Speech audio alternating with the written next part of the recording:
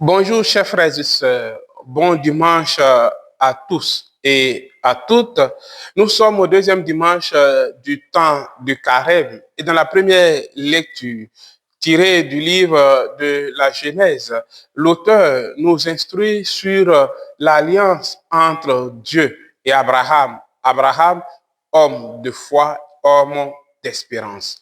Dans la page de l'Évangile, Saint Luc relate la transfiguration du Seigneur, transfiguration au cours de laquelle apparaissent Élie et Moïse, montrant ainsi que Jésus est l'accomplissement de la loi et des prophètes. Chers frères et sœurs, je voudrais vraiment que nous puissions porter notre méditation ou notre regard sur cette parole qui sort de la nuée. Celui-ci est mon fils élu, écoutez-le.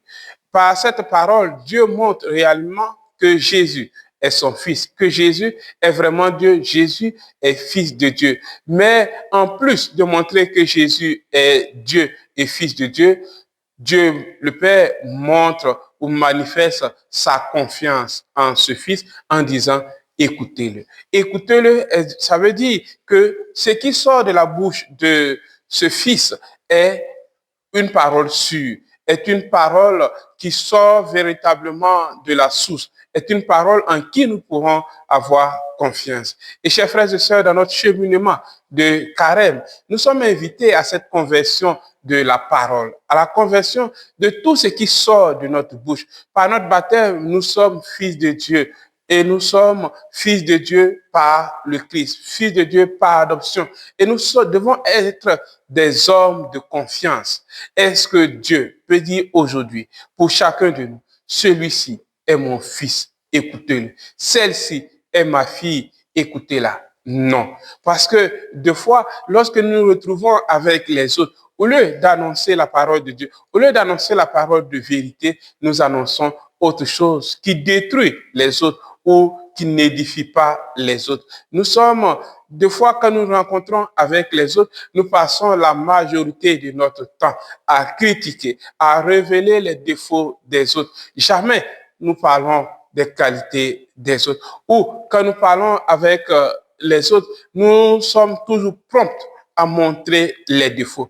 Ou souvent, quand nous sommes saoulés, nous passons notre temps à maudire nos enfants, à maudire nos femmes, à maudire nos maris, à maudire tous les membres de nos familles. Ce ne sont pas des attitudes qui peuvent montrer que nous avons la confiance du Seigneur.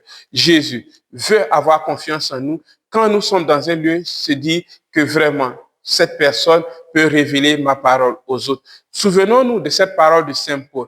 Aucune parole mauvaise ne doit sortir de votre bouche. S'il y a lieu, dites une parole bonne et constructive, bienveillante pour tous ceux qui vous écoutent. Chers frères et sœurs, faisons l'effort de la conversion de notre parole. Faisons aussi l'effort de la conversion de nos oreilles. Faisons attention à tout ce que nous entendons. Tout ce que nous écoutons transforme notre mentalité ou notre manière de voir les choses.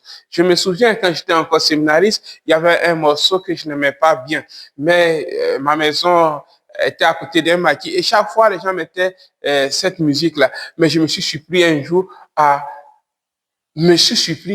chanter cette chanson parce que l'ayant écouté plusieurs fois, par obligation, mon cerveau s'est adapté à cette chanson. Chers frères et sœurs, aujourd'hui, le Seigneur nous invite à la conversion de notre parole et à la conversion de nos oreilles et à la conversion de tout ce que nous écoutons. Seigneur, donne-nous ta grâce d'être des hommes et des femmes de confiance en qui tu peux avoir confiance, que tu peux envoyer pour annoncer ta parole. Amen. Que Dieu vous bénisse.